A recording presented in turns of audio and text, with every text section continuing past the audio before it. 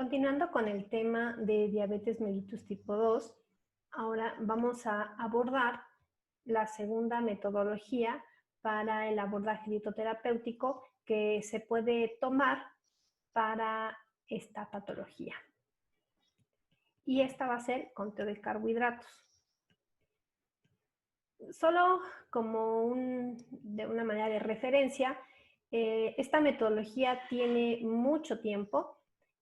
Sobre todo viene desde que se empezó a implementar la terapia con insulina a partir de la década de los años 30 y ha ido evolucionando conforme la terapia farmacológica con insulina, pues también se ha ido perfeccionando. Se sabe que esta metodología fue pensada y diseñada principalmente para pacientes diabéticos tipo 1. Sin embargo, pues conforme fue avanzando el tratamiento para la diabetes tipo 2 y se fueron perfeccionando el uso de las insulinas, pues es también perfectamente un método viable para el diabético tipo 2 que tiene terapia de insulina o incluso, aunque no tenga terapia de insulina, se puede implementar esta metodología. Sin embargo, su énfasis principalmente es con el abordaje con insulina. Uno de sus principales objetivos es poder controlar de manera más efectiva la glicemia postprandial al adecuar las dosis que se inyectan de insulina y con la finalidad tanto de mejorar el control metabólico como disminuir el riesgo de hipoglicemia, que en muchas ocasiones podía ocurrir cuando se inyectaban las dosis de insulina y esta insulina pues no tenía un sustrato o el sustrato suficiente para trabajar. Se reconocen tanto ventajas como limitaciones en esta metodología. De las principales ventajas que se habla para aquella persona que logra instaurar esta metodología en su dieta es la flexibilidad que va a poder tener, sobre todo un poco de flexibilidad social, porque en el caso sobre todo de los niños, regularmente pues había un aislamiento de estos pequeños al no estar seguros de cuál sería la cantidad adecuada de carbohidratos que debían de consumir, por lo que se aislaban, ¿no? Y había pues un costo social, muchas veces las enfermedades que tienen una restricción dietética importante o relevante, como en este caso los hidratos de carbono, pues tienen un costo social, tienen un aislamiento que pesa finalmente en los individuos. Entonces, lograr manejar perfectamente este sistema, pues ayuda a esta flexibilidad social de tal forma que pues se puede convivir, se puede incluso aceptar cierto tipo de alimentos que se ofrecen en reuniones sociales, siempre y cuando podamos o tengamos la facilidad de contar los carbohidratos que tiene ese alimento y con base en ello inyectar la insulina pertinente. También esta situación pues da variedad a la dieta, es útil también para poder crear menús y da un sentido y un fundamento a la toma de decisiones también de los niveles, de los pacientes, perdón, para poder cuidar sus niveles de glucosa. Esto no significa, o todas estas ventajas no significan que el paciente va a comer siempre lo que quiera en el momento que quiera, porque también hay mucha gente que en esta libertad puede consumir dietas poco equilibradas y no saludables.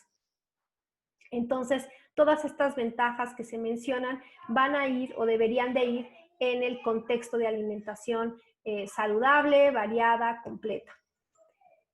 También se reconocen algunas limitaciones, ya que a veces en el afán de solo cuidar los carbohidratos puede haber un descuido en la cantidad de proteínas, de grasas o de otros elementos importantes de la dieta, como serían las vitaminas, los minerales. Se requiere también de un nivel de alfabetismo y de un conocimiento de las personas para poder manejar las cuentas que a veces no siempre son muy sencillas, sobre todo cuando se maneja la metodología de carbohidratos exactos que vamos a mencionar más adelante.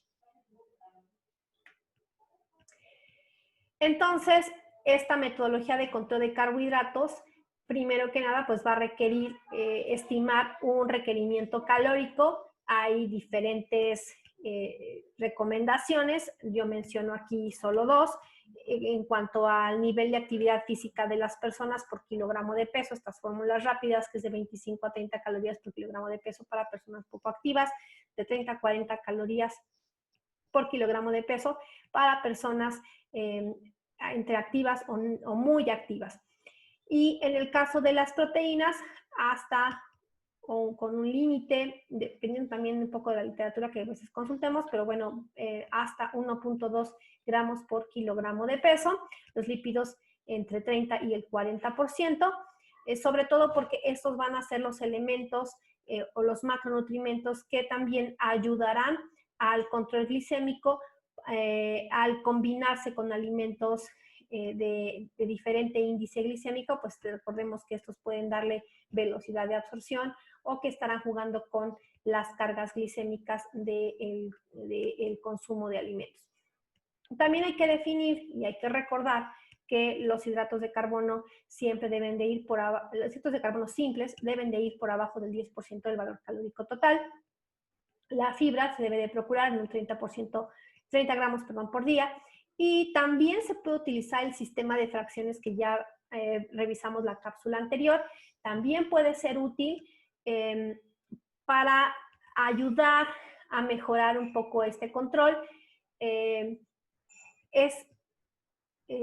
Ayuda sobre todo cuando ya conocemos los gramos de carbohidratos exactos que se están prescribiendo en cada fracción. Sin embargo, este concepto puede romper un poco, disculpen, con el concepto de flexibilidad que está dentro de las ventajas de esta metodología. Sin embargo, bueno, pueden combinarse sin ningún problema, sobre todo cuando las personas que están iniciando con terapia de insulina les ha costado un poco de trabajo ajustar las dosis, pero para el ajuste incluso de dosis de insulina y de consumo de carbohidratos también hay ciertas estrategias dentro de esta misma metodología de conteo de carbohidratos.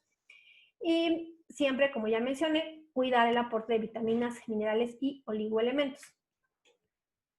Entonces, si nosotros pudiéramos visualizar un poquito gráficamente cómo es que se comporta nuestra insulina en una persona que no padece diabetes a lo largo del día, pues veríamos que realizamos un consumo y esta llegada de sustratos energéticos, pues habrá una respuesta de la insulina, que ya vimos al inicio de la cápsula, en la parte 1, la insulina reacciona, se elevará esta concentración y bueno, y a lo largo del tiempo pues decaerá su concentración y volverá a un estado basal, volvemos a consumir alimentos y se vuelve a incrementar estas concentraciones de insulina y bueno, finalmente esto se da porque nuestro páncreas y todo nuestro sistema metabólico y de incretinas, bueno, pues reaccionan finalmente al consumo de alimentos que estamos teniendo. Sin embargo, sabemos que en el caso de las personas diabéticas, pues no siempre puede reaccionar de esta manera. Sin embargo, como vemos acá, la reacción de la concentración de insulina al tamaño y a la cantidad de macronutrientes que estamos consumiendo, pues varía a lo largo del día. Y también estará en función a la cantidad de alimentos y sobre todo pues de carbohidratos, porque este método está basado en carbohidratos, que se está consumiendo en una toma de alimentos. Entonces, la administración precoz de insulina en personas con diabetes tipo 2 puede mejorar la glucemia y previamente o también retrasar la aparición de las complicaciones de la diabetes, sobre todo cuando se maneja de manera adecuada. Recordemos, esto ya también lo vimos en el material complementario que pusimos en plataforma, donde se revisaban los esquemas de insulina, los tipos de insulina, los usos que se le van a dar. No lo voy a abordar aquí nuevamente porque si no el video se haría más largo todavía. y bueno, el objetivo básicamente es revisar estas metodologías y estrategias dietoterapéuticas para la diabetes. Y bueno, ya conocemos que los esquemas generales de insulina es que se va a presentar un bolo basal, o bueno, una dosis basal, y también puede haber estas dosis por bolos que regularmente son preprandiales, y que esta dosis que se va a poner, pues básicamente va a actuar sobre los carbohidratos que se van a tener en la ingesta. A grandes rasgos, hay 3 maneras de poder contar carbohidratos, y vamos a revisar estas 3. Realmente no hay como una que se lleve de manera específica y única. Se puede hacer, sin embargo, en el caminar de los pacientes vemos que prácticamente pasamos por estas 3. Está tanto el conteo por ración, que en este caso en México, al tener el Sistema Mexicano de Alimentos Equivalentes, pues se va a basar en esas listas.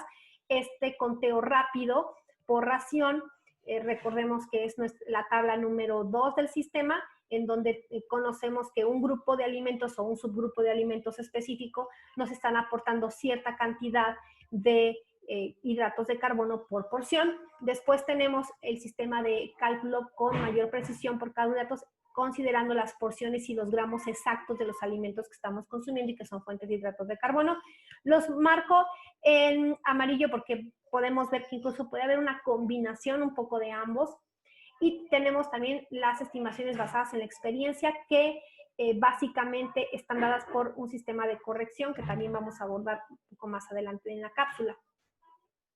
Entonces, solo para recordar, consideremos que el Sistema Mexicano de Alimentos Equivalentes y otros métodos de intercambio pues surgen por la necesidad que se tenía para pacientes justamente diabéticos. De hecho, ese es el origen del sistema del sistema de equivalentes en Estados Unidos. Era usado para personas diabéticas y bueno, ha ido evolucionando este sistema de intercambios. ¿Por qué? Porque hay un grupo de alimentos que comparten ciertas características nutrimentales y que pueden agruparse y que puede utilizarse un valor promedio para ser asignado a este grupo. Y de esta manera, pues, combinar o más bien intercambiar los alimentos que pertenezcan a ese mismo grupo unos por otros.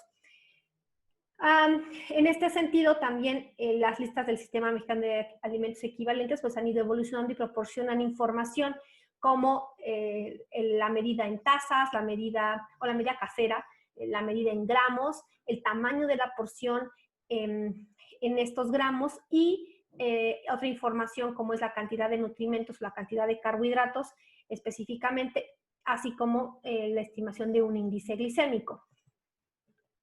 Entonces, una manera de contar carbohidratos en la forma rápida es considerando, bueno, esto ya lo mencioné, que bueno, el sistema pues nos proporciona información como pieza, taza, cucharada, cucharadita, y bueno, tiene un tamaño, que esto también nos ayuda mucho para los pacientes, y se los tienen que aprender de memoria cuando es que un alimento se mide en tazas, cuando se mide en mililitros, cuando se mide en cucharaditas, etcétera, y cuántos gramos de carbohidratos están proporcionando por este equivalente.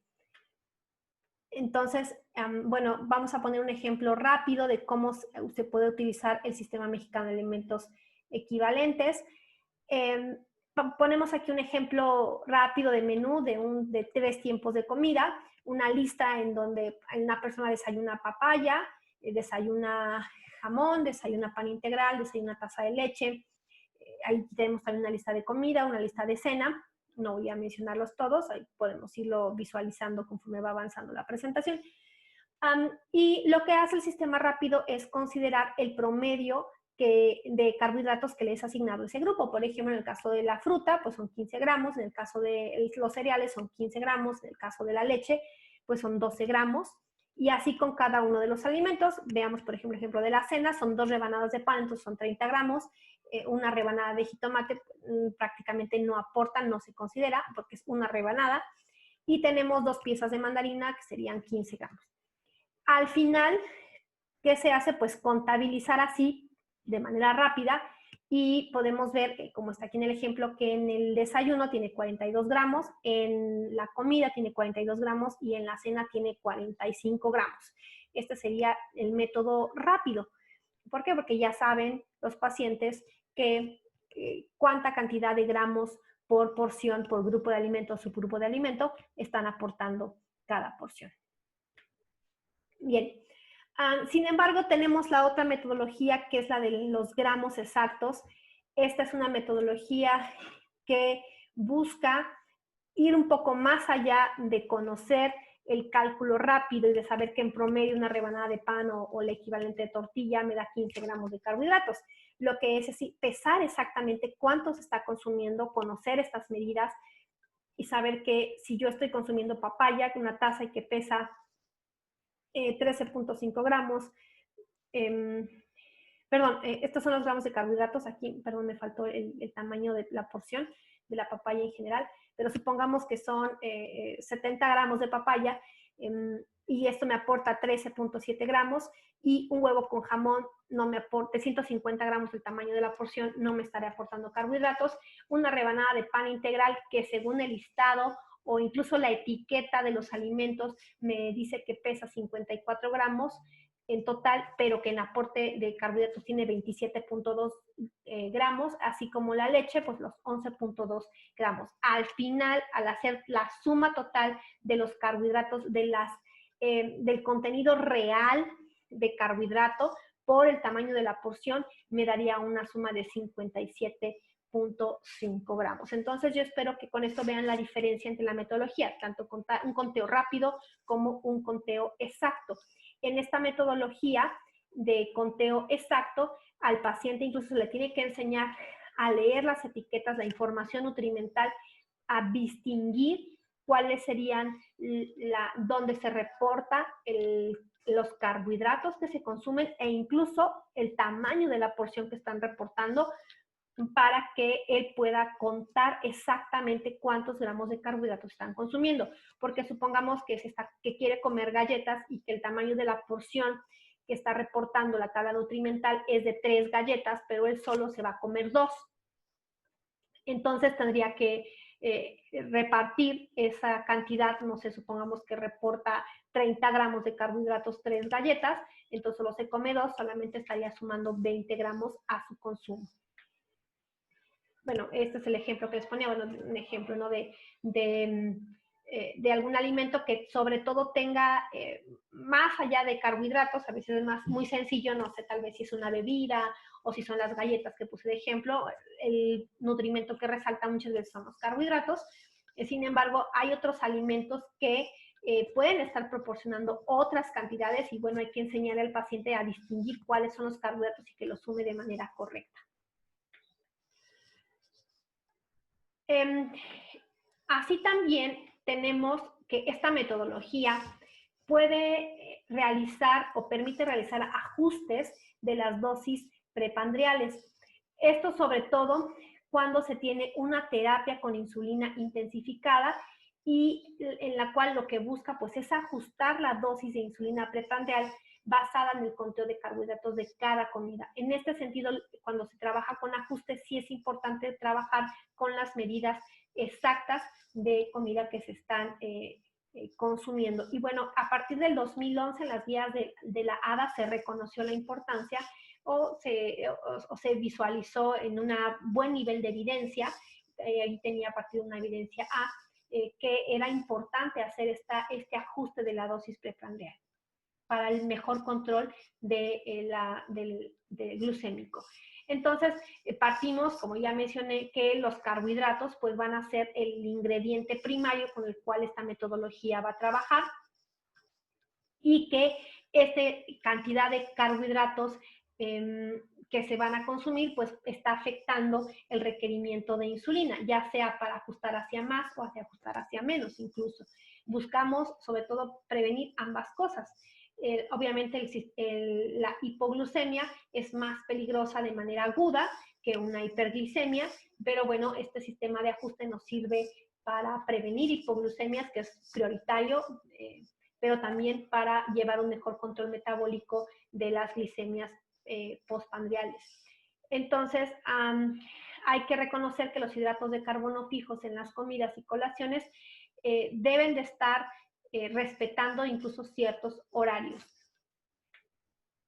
Entonces, bueno, ya había mencionado que este tipo de ajustes y sobre todo este tipo de metodología de conteo, pues puede ser utilizado tanto en pacientes con insulina como en pacientes que están debutando o que pueden ser o están empezando a ser candidatos para insulina y bueno, se puede utilizar esta metodología, pero es predominantemente para pacientes con insulinoterapia. Ahora bien, hay una necesidad o ciertas características y competencias que los pacientes deben de adquirir y que nosotros como personal de salud que manejamos este tema debemos de tener incluso las herramientas pedagógicas para saberlo enseñar, para saber acompañar al paciente y ayudarle a desarrollar estas metodologías que pueden ayudarle a su control metabólico y a su estilo de vida y también a mejorar la calidad de vida y a prevenir desenlaces fatales en este tipo de enfermedades. Uno es pues, ser disciplinado y responsable, porque ahorita que veamos lo que se requiere en los ajustes, pues sí necesitamos estar anotando, estar contando, como ya vimos, saber cuánto pesa cada una de estas porciones. Esto es más fácil a veces en casa, pero llega a ser un poquito más complicado cuando salimos, ¿verdad? Entonces, por eso les comentaba que se pueden manejar incluso las metodologías para que el paciente aprenda a contar rápidamente o incluso pues también para que aprenda si sale y consume algo que tenga una etiqueta, pues pueda leerlo. Hay que estar motivados para mejorar el tratamiento. Muchas veces los pacientes que son diabéticos tipo 2 y que estuvieron ya por varios años con terapia oral, llegan a la parte de la insulina y debemos ayudar a reflexionar, acompañar con la familia también, que es para mejorar finalmente su tratamiento y que es muy importante ser muy proactivos en esta metodología. Hay que capacitar, en realizar sumas, en realizar restas. Tal vez nos pueda parecer a nosotros muy obvio, pero hay personas que se les dificulta, sobre todo, por ejemplo, personas que son mayores y que, por ejemplo, les falla la vista y que tienen tal vez un paquete de galletas o un paquete de algo que quieran consumir y que no alcancen a leer. Entonces, hay muchas consideraciones que hay que tomar en cuenta para esta metodología y que son áreas de oportunidad que deben de tener los pacientes y ayudarles a superar estos retos. Hay que realizar y registrar el automonitoreo glicémico. Obviamente aquí implica el tomarse incluso la glucosa antes, el tomarse incluso la glucosa después, estar monitorizando y anotarlo principalmente. Se sabe que ya hay bombas de insulina, esto le facilita muchísimo la vida a las personas, reduce muchísimos riesgos y reduce muchas complicaciones, incluso de hipoglicemia o de hiperglicemia, porque la tecnología pues cada vez está más avanzada, incluso puede ayudar a reconocer la cantidad de insulina que requiere liberar la bomba. Sin embargo, pues todavía es una tecnología que al menos aquí en Latinoamérica es un poco inalcanzable para ciertos grupos de niveles socioeconómicos. Entonces hay que, todavía en este sentido, pues habría que registrar, ¿verdad? El automonitoreo de qué es lo que se está consumiendo y finalmente familiarizarse con el uso de medidas caseras, ¿verdad? Incluso con la báscula, incluso a veces a los pacientes hay que enseñarles a pesar, a usar una báscula, cuándo es que se tara. Esto también es sumamente importante porque el paciente a veces con toda la intención de cuidarse puede comprar su báscula para estar pesando, pero a veces puede estar pesando en onzas o puede estar pesando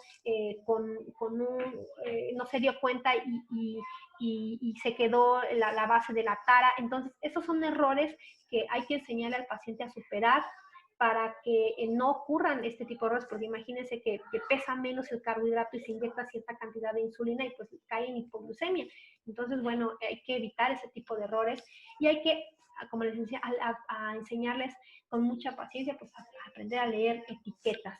Nosotros también como nutriólogos debemos explorar este tipo de de medidas, de saber también leer las etiquetas, de saber incluso cuáles serían aquellos alimentos empaquetados, si es la opción del paciente y si es lo que puede, eh, que elija aquellos pues que se noten más, ¿verdad? Porque a veces hay unas letritas así en la parte de atrás y que hay que desdoblar el paquete para leer la lista de información nutrimental y obviamente eso complica mucho ese manejo. Bueno, entonces, este tipo de ajustes de alimentos por dosis de insulina, anteriormente, ¿qué es lo que ocurre cuando los pacientes no han alcanzado a manejar este sistema? O solamente se les da la insulina y les dice, pues se van a inyectar tantas unidades de insulina a lo largo del día y pues ahí usted coma, ¿no?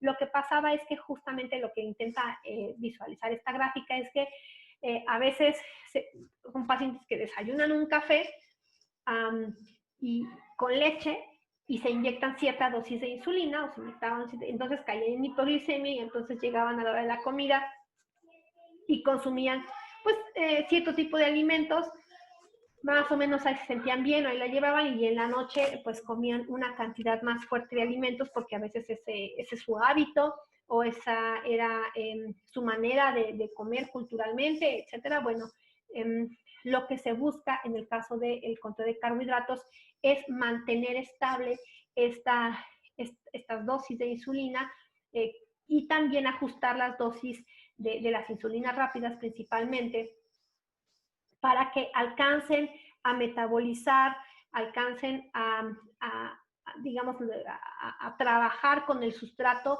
en cantidades correctas. Por ejemplo, aquí supongamos que se desayuna un café con leche y un pan, entonces en ese sentido, pues contando tal vez serían 30 gramos de hidratos de carbono, una cuenta rápida, aplicarían 2 unidades, porque ahorita vamos a ver también que las insulinas, y también lo mencionaron en los videos de apoyo que ya están en plataforma, que una unidad de insulina en promedio, de manera rápida también, se sabe que puede metabolizar entre 12 y 15 gramos de carbohidrato.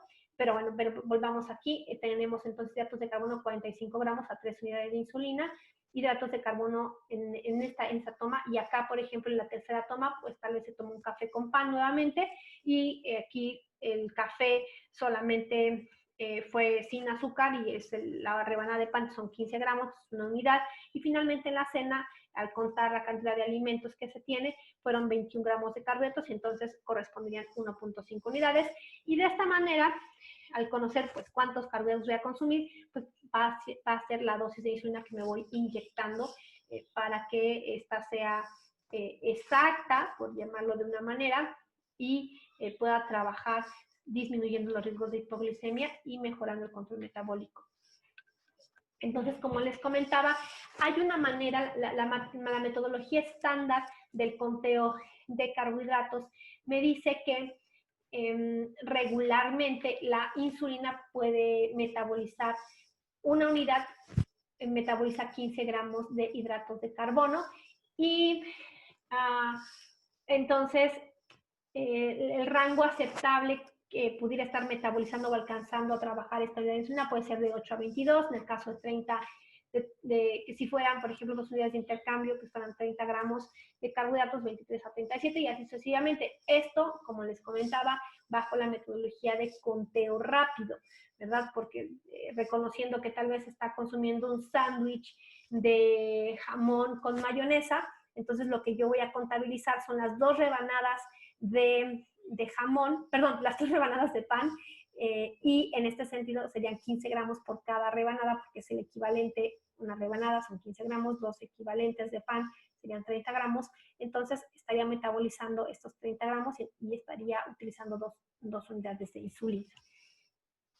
Entonces hay que considerar que esta unidad puede llegar a variar debido a diferentes circunstancias, como sería la edad, el género, el peso corporal de la persona, que ahorita vamos a ver que hay correcciones incluso por peso corporal, y también pues la sensibilidad de la insulina que puedan tener las personas. Entonces esta es una manera que es el conteo por conteo rápido y considerando la porción estándar.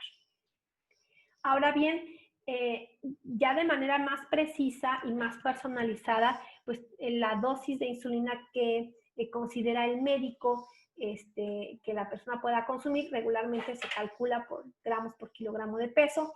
Sin embargo, también se ha visto que la sensibilidad a la insulina va disminuyendo la cantidad de hidratos de carbono que puede metabolizar una unidad conforme el peso se va incrementando, y esto se muestra en esta tabla. Entre menor peso, entre una persona de 45 a 49 kilogramos, pues sí, una unidad de insulina alcanza a metabolizar 15 gramos. Sin embargo, una persona que pesa 90 kilogramos, por diferentes factores que ya mencioné, la grasa corporal, porque finalmente sabemos que este peso corporal, todas las circunstancias metabólicas que va a tener, me está causando resistencia a la insulina finalmente, y tenemos, o puede ser que una unidad de insulina pueda estar metabolizando o solamente alcanzar a metabolizar 7 gramos de hidratos de carbono. Entonces, bueno, esta tabla también nos ayuda a hacer este tipo de correcciones, considerando el rango de peso que pueden llegar a tener los pacientes y hacer los ajustes pertinentes. Ahora bien, vamos a revisar un pequeño ejemplo rápido para ver cómo se podría ir ajustando estos cálculos. Si volvemos al ejemplo del desayuno que ponía, siempre en este caso estamos manejando las porciones por gramos exactos de carbohidratos, en donde supongamos que tenemos un desayuno de 57.7 gramos de carbohidratos. Si yo dividiera esta cantidad entre la porción estándar, ¿verdad? Son 15 gramos, 57.7 entre 15 me da 3.4, más o menos serían 3.5 unidades de insulina para el desayuno. Sin embargo, si yo tomara esto a través de la tabla de corrección, lo que tendría es que por el peso de la persona, que si fuera una persona de 60 kilogramos, tendría o se le asignaría que una unidad de insulina metaboliza 13 unidades, una unidad de insulina metaboliza 13 gramos, entonces se divide el 57.7 entre los 13 y ahí me da 4 unidades de insulina para el desayuno. Entonces, sí vemos que hay una variación, ¿verdad? De tal vez media unidad de insulina. Y bueno, esto es importante considerar en estos cálculos, en estas metodologías. Ahora también, como vemos que sí hay esta variabilidad, ¿verdad? De las unidades, también hay otra forma que también se está recomendando, que es hacer el ajuste con insulina rápida según los carbohidratos que se consumen. Y esto se le iba a llamar pues ajuste por consumo, y esto va a indicar cuánta insulina se necesita para metabolizar cada comida, que es lo que estamos haciendo, pero de una manera un poco más exacta. Aquí también tenemos dos formas de ajuste, ¿ok? Espero que hasta este punto no se hayan perdido. Tenemos, hasta aquí está el punto, quiero hacer esta recapitulación. Tenemos 3 formas de contar carbohidratos. Ya vimos que es por SMAE, por fórmula exacta y por ajustes. Ajá. Y ahorita estamos viendo que el ajuste podemos realizarlo a través de 2 metodologías, que es el registro de alimentos por glicemias y dosis de insulina, y otra metodología que es la regla de 500. No 2 métodos de cálculo. En el caso del método 1, que es el de registro de alimentos, glicemias y dosis de insulina, tenemos que utilizar en este caso el conteo de carbohidratos exactos, que es el de realmente ingeridos. Pues aquí vamos a ver el exacto. Y hay que ir registrando la dosis de insulina que recibe preingesta, que realmente alcanza me va a ayudar a alcanzar los objetivos previos de los niveles de glucosa. Entonces hay que registrar la dosis de hidratos de carbono y el registro de la dosis de insulina, que sí me ayudó a alcanzar los objetivos previos de la glicemia. Entonces, lo que se hace es determinar la relación, ¿verdad?, de carbohidratos por unidad de insulina. Es decir, que se va a dividir el total de gramos de carbohidratos de cada comida por el número de unidades de insulina que me inyecté. Voy a poner nuevamente un ejemplo. Lo puse aquí incluso por colores para que pudiéramos como distinguir en dónde vamos. Espero que lo puedan visualizar. Entonces, supongamos que ya contabilicé mis gramos nuevamente exactos de carbohidratos que consumí en el desayuno, en el almuerzo, en la merienda y en la cena. Entonces veo que en el desayuno consumí 45 gramos, en el almuerzo 60 gramos, en la merienda 50 gramos y en la cena 75 gramos. Después anoto la dosis de insulina regular o el tipo de insulina que me inyecté, que me fue prescrita, indicada para trabajar con estos sustratos, que en este caso a lo mejor en el caso del desayuno fueron 4, en el almuerzo fueron 5, en la merienda fueron 4 nuevamente y en la cena 6 unidades.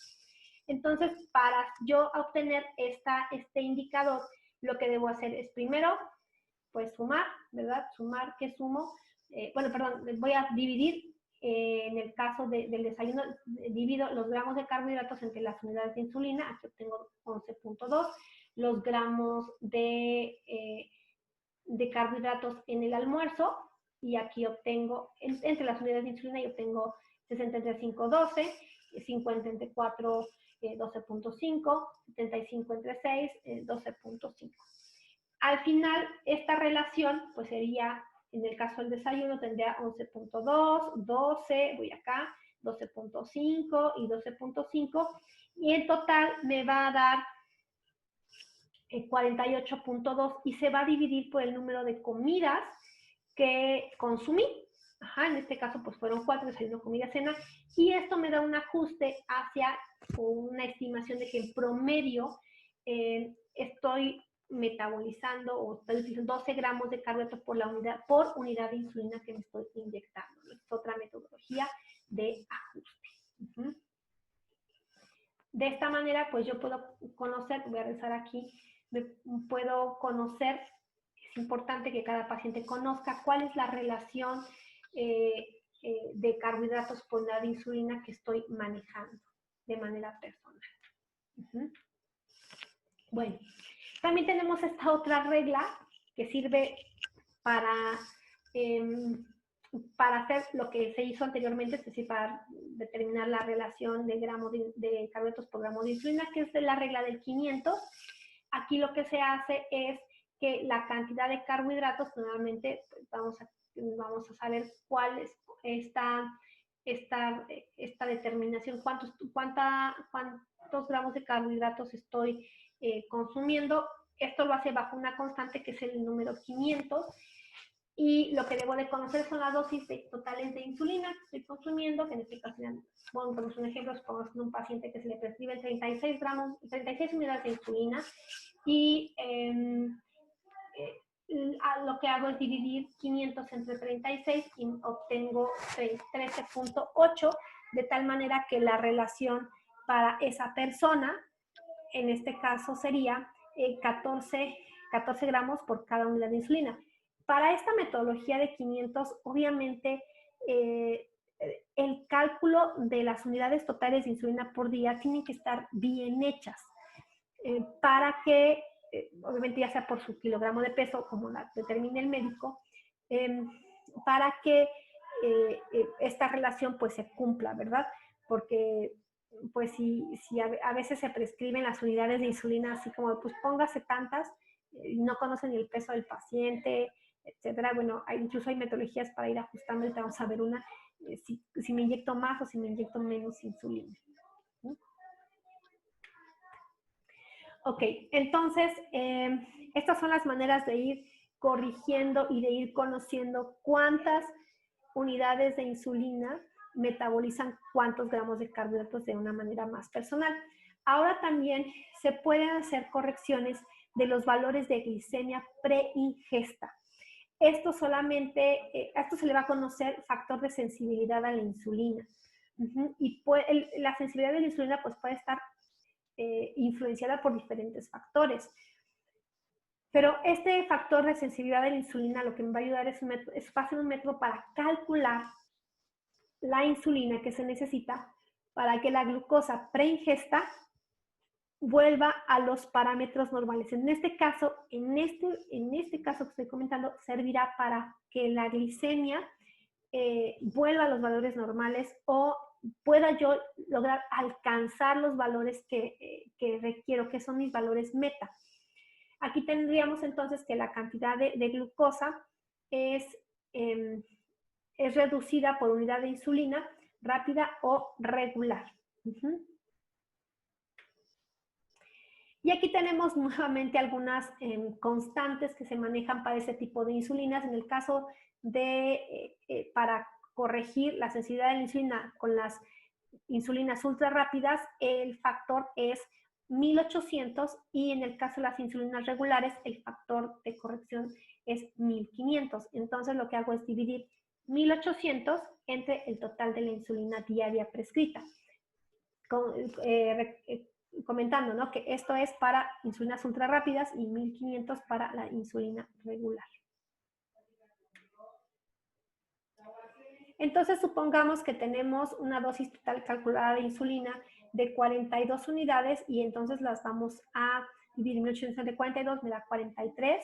Estos serían los valores que estaríamos teniendo y eso es como la corrección que se tendría para el factor de sensibilidad a la insulina. En este caso, pues estaríamos como visualizando estas constantes para corregir la insulina. Entonces, vamos a este ejemplo. Supongamos que tenemos a un paciente que su objetivo glicémico es llegar a los 100 miligramos por decilitro. Entonces, cuando se toma una glicemia preprandial y este tiene 260 miligramos por decilitro, lo que debo hacer es restar, ¿verdad? El valor real que está presentando la persona menos la cantidad del objetivo glicémico, ¿no? Entonces aquí tendría una diferencia de 126 miligramos. Ahora, supongamos que este paciente tiene un total de unidades prescritas de 34 unidades de insulina ultra rápida, bueno, en este caso rápida, y entonces el factor de sensibilidad de la insulina para este tipo de insulina son 1800, se va a dividir entre las unidades totales de insulina, que son 34, y cuando yo divido 1800 entre 34, obtendré un factor de corrección de 53 miligramos por decilitro. ¿Qué se hace entonces? Entonces se obtendrá o se dividirá la diferencia, que son 126 miligramos sobre decilitro, entre 53 miligramos por decilitro, que es como este factor de corrección de la cantidad de glucosa. Y aquí obtendré, si divido 126 entre 53, me da 2.3 unidades de insulina preingesta. ¿Para qué me sirve conocer este factor de corrección? Bueno, vamos acá. Vamos a suponer que una unidad de insulina la estamos considerando que metaboliza 15 gramos de hidratos de carbono. Hay que considerar que en un tiempo de comida esta persona va a tener una ingesta de 60 gramos de hidratos de carbono y para yo conocer cuántas unidades de insulina requiero para metabolizar esos 60 gramos, pues lo divido entre 15, a 60 entre 15, me van a dar 4 unidades de insulina. Pero yo tengo una meta, ¿verdad? Para mis glicemias, estoy teniendo una glicemia ¿qué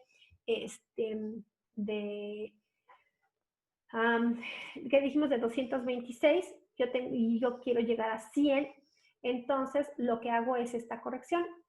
Sé que mi comida tiene 60 gramos, sé que metabolizo a 15 gramos por unidad, 15 gramos por unidad de insulina, me da 4, pero para yo llegar a mi meta, entonces le sumo este factor de sensibilidad a la insulina y 2 más 2.3 obtendré 6.3 unidades de insulina real que me debo de inyectar para llegar a mi glicemia meta. Entonces, para poder lograr, ya sea pues por una metodología de las que hemos revisado ahora, necesitamos tener un registro diario de alimentos. No hay otro camino. La memoria falla, ¿verdad? El registro no. Ya hay incluso aplicaciones telefónicas que nos ayudan a este monitoreo para ayudar a ir haciendo los registros eh, y para incluso hacer estos cálculos de insulina, los factores de corrección. Ya las hay que conocerlas, ¿verdad? Hay que saber cuáles son los que le puede convenir a cada paciente. Algunas son de paga, otras no, otras hacen cálculos muy sencillos, como calcular por peso o hacer factores de corrección, como el que acabamos de ver. Pero bueno, hay que considerar que requerimos este registro diario de alimentos a través de considerando el tipo de alimentación. Hay que hacer el monitoreo glicémico sí o sí, en la medida de las posibilidades que se tenga. Hay que considerar, saber, conocer cuál es la dosis de insulina. Hay que hacer observaciones diarias sobre si me sentí agotado, si sí tuve síntomas de hipoglicemia, si tuve hiperglicemias, con qué alimentos pasó esto, con qué preparaciones, qué actividad física hice, etcétera. Y bueno, todo esto me ayudará a estar corrigiendo cada consulta.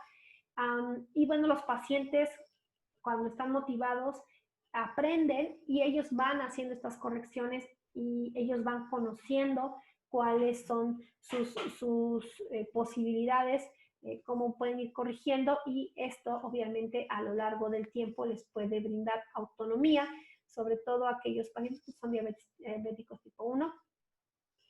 Pero bueno, lo que se busca es que estos pacientes de diabetes tipo 2 también puedan llegar a tener esta autonomía y sepan contar y corregir, contar carbohidratos y corregir sus niveles de insulina de manera pronta, porque pues si el paciente, no sé, está teniendo hiperglicemias constantes, tal vez no me va a llamar a las 12 de la noche, ¿no?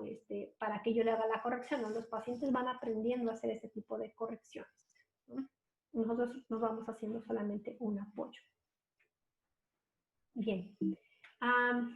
Y bueno, el tema que sigue son dietas bajas en carbohidratos. Voy a dejar hasta aquí este tema, y la cápsula que sigue hablaremos sobre otra metodología, ¿verdad? Que tal vez sea de las más polémicas, pero bueno, es importante conocer que existen y que de hecho fueron de las primeras que se propusieron, o que la gente que se era diagnosticada con diabetes mellitus, sobre todo tipo 1, pues era restringir totalmente los carbohidratos de su dieta. Entonces, en la próxima cápsula vamos a ver este tema.